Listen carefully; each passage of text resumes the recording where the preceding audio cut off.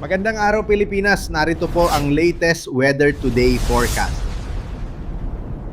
Kung mapapansin po natin dito sa ating latest satellite image ay may mga kumpul po ng mga kaulapan na sumasakop o nakapalibot dito sa kanlurang bahagi ng ating bansa. Kasama din po dito yung Metro Manila at yung mga karating nitong mga probinsya. Isa po sa nagko-contribute kaya malawak po yung mga kaulapan na ito ay dahil sa impluensya nitong si Typhoon Dolphin. Kung mapapansin din po natin, may mga kaulapan na southwesterly, ibig sabihin nanggagaling sa timog kanlurang bahagi ng ating bansa at nag-iipon po sila dito bago makaapekto at maging ulan dito sa western portion ng ating bansa.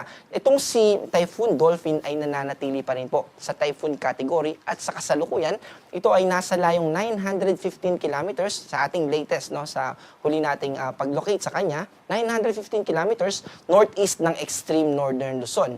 At dahil po dito kay Typhoon Dolphin, nananatili pa rin na may enhancement o bahagyang paglakas itong hanging habagat na magpapatuloy sa mga susunod pa na araw. Ganon din po ay may nakikita din tayo dito na mga kaulapan na binomonitor din po natin. Itong mga cloud cluster na ito ay hindi imposible na magkaroon ng sirkulasyon, kaya patuloy po na babantayan natin ito kung magkaroon ba ng chance na magkaroon ng circulation o mag-develop ito sa low pressure area. Pero sa kasalukuyan, maliit pa naman po yung chance nito. Kaya monitor po natin ito sa mga susunod pa na oras at araw.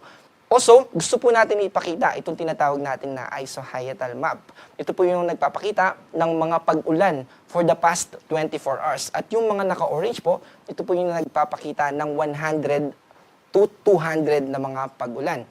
At ang gusto po natin banggitin dito sa mapa na ito ay may mga pag-ulan na po na lagpas ng 100 dito sa La Union, ganoon din sa probinsya ng Benguet, sa ilang bahagi ng Pangasinan, Zambales at ganoon din po dito sa Bataan. Ibig sabihin, inuulan na po tayo ng mga nakaraang araw saturated o hindi na po posibleng hindi na kayang mag-absorb ng ating mga kalupaan. Ibig sabihin ay mas mataas na yung tsansa ng mga landslide at ganoon din naman yung mga pagbaha. Kaya heads up po, patuloy po na mag-ingat tayo at makipag-coordinate sa ating mga local DRRM offices kung kinakailangan na tayo ay lumikas na.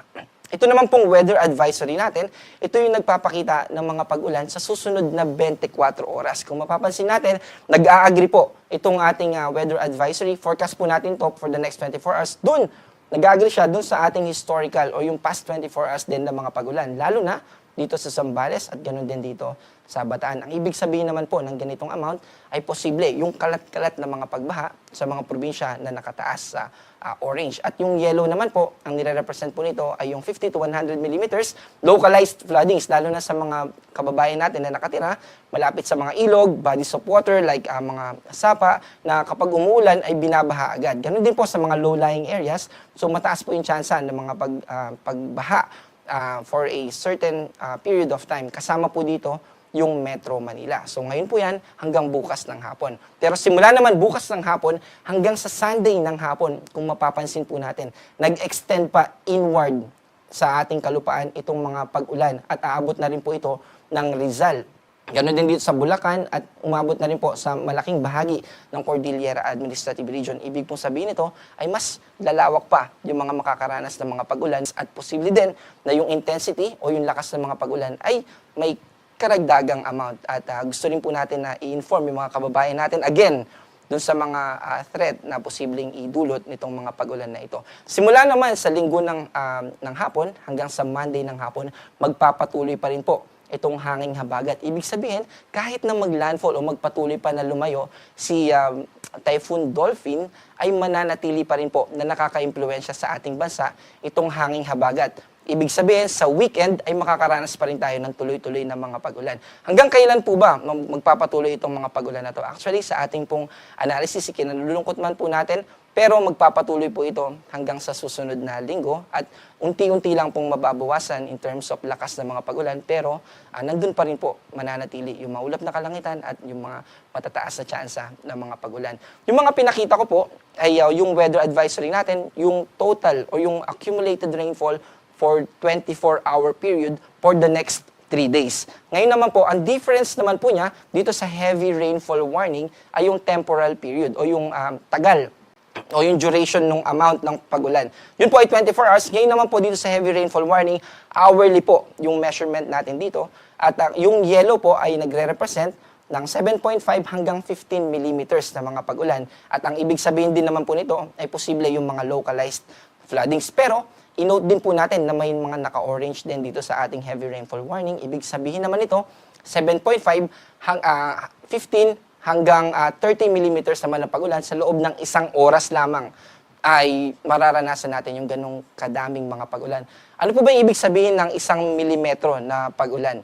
1 milimetro po yung magre-represent sa 1 litro ng tubig kapag binuhos po natin ito sa 1 cubic meter. So kapag meron tayong 1 cubic meter, isang rectangular na box na 1 meter by 1 meter by 1 meter yung kanyang dimension, kapag binuhos po natin yung 1 litrong tubig dito, ang katumbas po nito na height o level ay 1 millimeter. So imagine po natin, sa loob ng isang oras, halimbawa sa orange, ay maximum ay 30 millimeters per hour. So 30 millimeters na amount ng ulan, 3 centimeter, ay ibig sabihin nun, yung 1 square meter lang yun na ulan. At paano pa kung hundreds of square meters yung uulanin? Ibig pong sabihin nito, malaking amount po ito ng pag-ulan.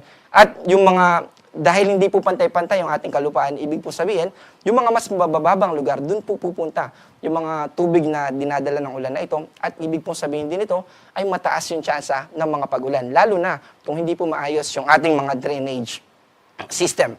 Also, ano po ba yung physical meaning ng bawat kulay na ito?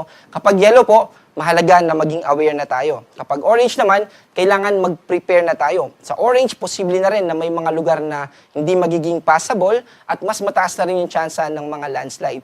Sa red naman po, kailangan meron na tayong gawin na aksyon. Lalo na sa mga kababayan natin na nakatira sa bulubunduking lugar, kapag in-advise na po ng ating local DRRM offices na lumikas tayo, ay sumunod po tayo.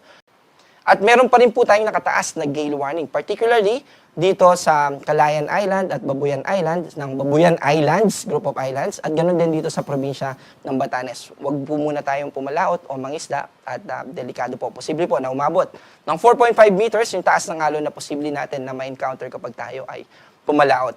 Again po, sa mga susunod na araw, even sa early next week ay patuloy pa rin yung impluensya ng habagat, lalo na po sa malaking bahagi ng Luzon at ganoon din sa western section ng Visayas, lalo na rin yung western section ng Luzon. Pero dito po sa Visayas at sa Mindanao ay less rains naman po yung ating ma-experience.